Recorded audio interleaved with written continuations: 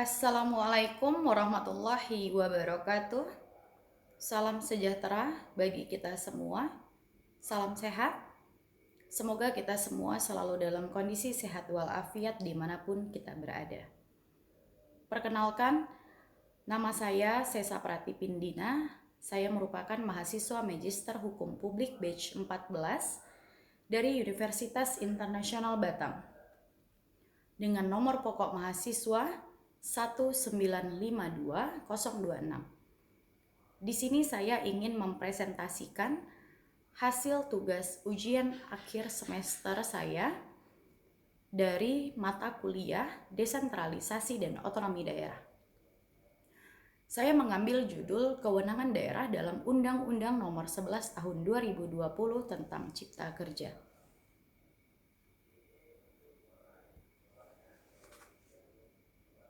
Indonesia menganut sistem otonomi daerah dalam pelaksanaan pemerintahannya.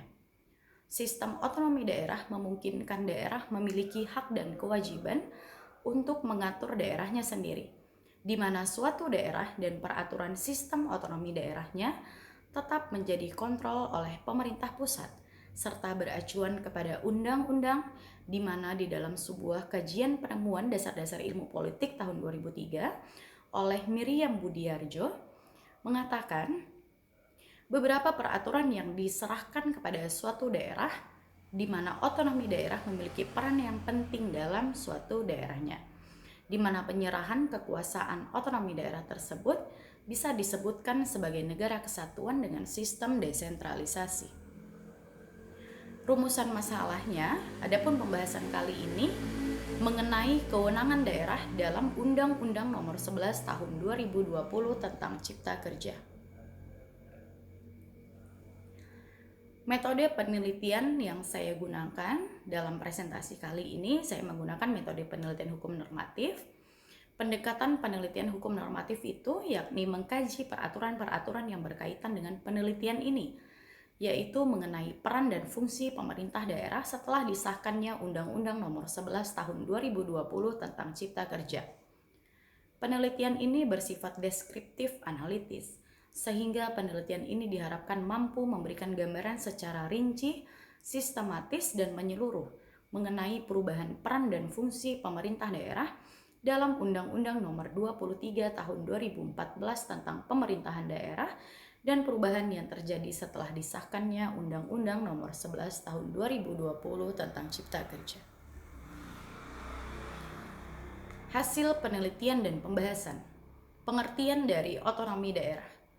Otonomi daerah sendiri yang berarti di mana otonomi daerah memiliki sifat mengatur sendiri daerahnya dan memiliki kekuasaan penuh di daerahnya yang dikontrol oleh pemerintah pusat.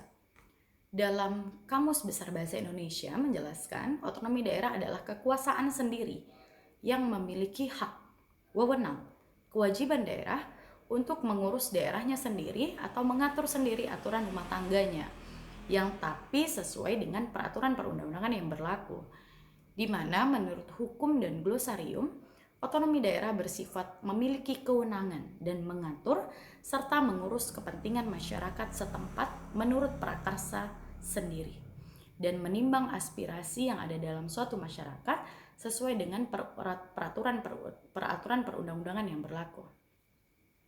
Oke, hasil penelitian dan pembahasan. Sebelumnya saya ingin menjelaskan sendiri bahwa pengertian dari otonomi daerah. Jadi Indonesia yang tidak menerapkan sistem negara federal tetapi menerapkan sistem negara kesatuan Republik Indonesia memiliki 4 dalam hal pelaksanaan pengelolaan kewenangan dalam urusan pemerintahan di daerah. Nah, jadi ada 4. Yang pertama yakni sentralisasi. Sentralisasi itu merupakan suatu sistem pengelolaan kewenangan di mana pemerintah pusat memiliki wewenang dan andil tersendiri untuk mengurusi kebijakan-kebijakan yang ada di pemerintah pusat maupun pemerintah daerah. Jadi segala kebijakan untuk kepentingan pemerintah pusat skala nasional dan kepentingan pemerintah daerah secara skala lokal seutuhnya merupakan kewenangan dari pemerintah pusat. Yang kedua, ada yang namanya sistem pemerintahan desentralisasi. Desentralisasi ini merupakan sistem pemerintahan yang pemerintah pusat memberikan kewenangan kepada pemerintah daerah untuk mengurus sendiri urusan rumah tangganya di daerah dan membuat suatu kebijakan tersendiri demi kepentingan daerahnya masing-masing, dan pemerintah pusat hanya mengontrol kebijakan yang dibuat oleh masing-masing pemerintah daerah. Yang ketiga, ada yang namanya resentralisasi, yakni penarikan kembali wewenang yang telah diberikan. Maksudnya seperti apa? Contohnya seperti ini.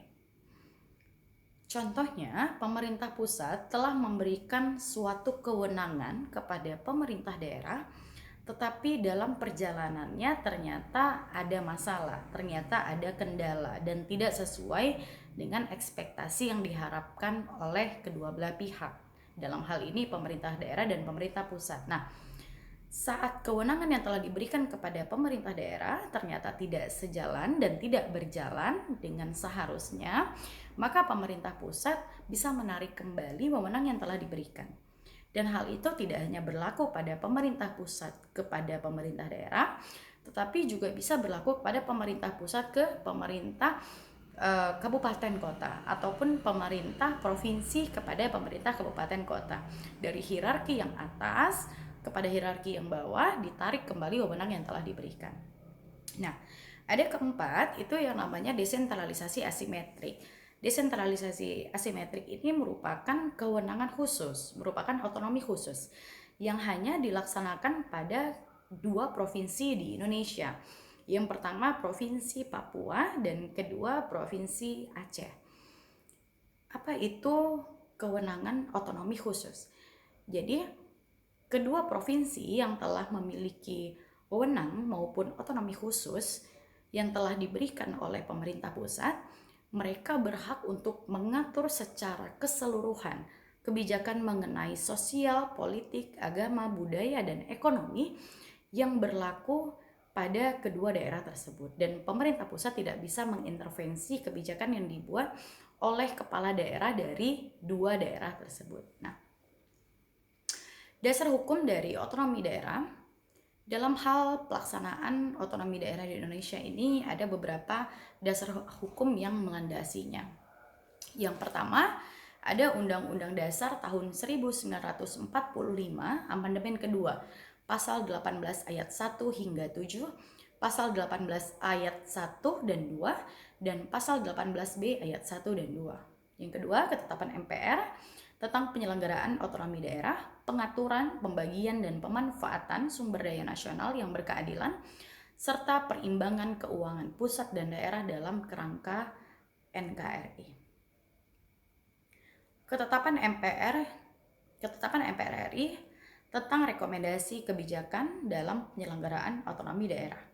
Yang keempat, Undang-Undang Nomor 32 Tahun 2004 tentang pemerintahan daerah.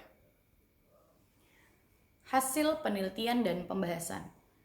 Adapun perubahan Undang-Undang Nomor 9 Tahun 2015 tentang perubahan kedua atas Undang-Undang Nomor 23 Tahun 2014 tentang pemerintahan daerah. Pertimbangan. Mengapa diadakannya Undang-Undang Nomor 9 Tahun 2015 tentang perubahan kedua atas Undang-Undang Nomor 23 Tahun 2014 tentang pemerintahan daerah? Yang pertama, bahwa untuk kesinambungan kepemimpinan di provinsi, kabupaten, kota, diperlukan mekanisme peralihan kepemimpinan daerah di masa jabatan yang demokratis untuk dapat menjamin pembangunan dan pelayanan kepada masyarakat. Yang kedua, bahwa ketentuan tugas dan wewenang Dewan Perwakilan Rakyat Daerah Provinsi, Kabupaten, Kota perlu dilakukan penyesuaian dengan undang-undang yang mengatur pemilihan gubernur, bupati, dan wali kota. Yang ketiga, bahwa untuk mengatasi permasalahan sebagaimana dimaksud pada huruf B, ketentuan tugas dan wewenang Dewan Perwakilan Rakyat Daerah Provinsi, Kabupaten, Kota, sebagaimana diatur dalam Undang-Undang Nomor 23 Tahun 2014 tentang pemerintahan daerah, perlu dilakukan perubahan.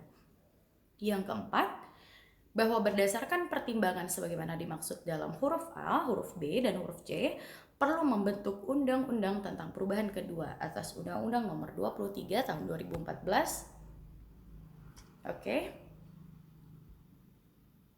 Tentang pemerintahan daerah ya. Baiklah, kita lanjut mengenai penjelasan umum Undang-Undang Nomor 9 Tahun 2015. Dengan diberlakukannya peraturan pemerintah pengganti Undang-Undang Nomor 1 Tahun 2014 tentang pemilihan gubernur, bupati, dan wali kota, yang mengatur pemilihan kepala daerah dilakukan secara langsung untuk memberikan kepastian hukum dalam pelaksanaan pemilihan kepala daerah yang berlandaskan kedaulatan rakyat dan demokrasi, maka perlu dilakukan perubahan terhadap ketentuan mengenai tugas dan wewenang DPRD provinsi serta DPRD kabupaten kota yang diatur dalam Undang-Undang Nomor 23 Tahun 2014 tentang pemerintahan daerah sebagaimana telah diubah dengan Undang-Undang Nomor 2 Tahun 2015 tentang penetapan peraturan pemerintah pengganti undang-undang tentang perubahan atas Undang-Undang Nomor 23 Tahun 2014 tentang pemerintahan daerah. Selanjutnya, Undang-Undang tentang perubahan kedua atas Undang-Undang Nomor 23 Tahun 2014 tentang pemerintahan daerah. Beberapa ketentuan dalam Undang-Undang Nomor 23 Tahun 2014 tentang pemerintahan daerah yang masuk dalam Lembaran Negara Republik Indonesia tahun 2014 Nomor 244, tambahan Lembaran Negara Republik Indonesia Nomor 5587, sebagaimana telah diubah dengan Undang-Undang Nomor 2 Tahun 2015 tentang penetapan peraturan pemerintah pengganti Undang-Undang Nomor 2 Tahun 2014 tentang perubahan atas Undang-Undang Nomor 23 Tahun 2014 tentang pemerintahan daerah menjadi undang-undang yang masuk ke dalam Lembaran Negara Republik Indonesia tahun 2015 Nomor 24, tambahan Lembaran Negara Republik Indonesia Nomor 5657. Undang-Undang Nomor 11 Tahun 2020 tentang Cipta Kerja. Undang-Undang Nomor 11 Tahun 2020 tentang Cipta Kerja ini merupakan nawacita pribadi Presiden RI Joko Widodo melalui cuitan pribadinya di Twitter tertanggal 25 Oktober 2019 untuk membentuk suatu undang-undang yang akan menggabungkan dua undang-undang. Yang awalnya ingin digabungkan itu Undang-Undang Nomor 13 Tahun 2003 tentang Ketenagakerjaan dan juga Undang-Undang tentang Pemberdayaan UMKM, usaha menengah kecil dan mikro. Nah, otomatis reaksi masyarakat dari adanya nawacita pribadi Presiden RI Joko Widodo ini disambut hangat dan bahkan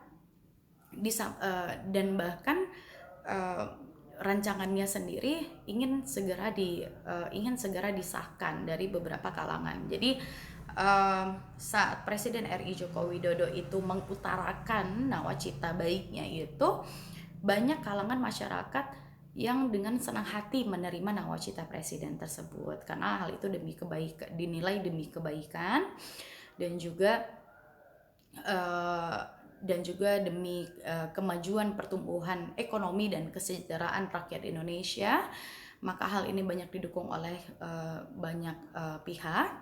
Tetapi pada perjalanan waktu akhirnya rancangan Undang-Undang Nomor 11 Tahun 2020 tentang Cipta Kerja ini dinilai memiliki prosedural yang cacat secara formal maupun material, dan hal itu menyebabkan banyaknya penolakan yang terjadi di masyarakat oleh kalangan buruh, mahasiswa, bahkan para akademisi seperti rektor dan para pakar hukum, pengamat politik dan sebagainya. Nah, dari awal proses rancangan Undang-Undang Nomor 11 Tahun 2020 ini hingga pada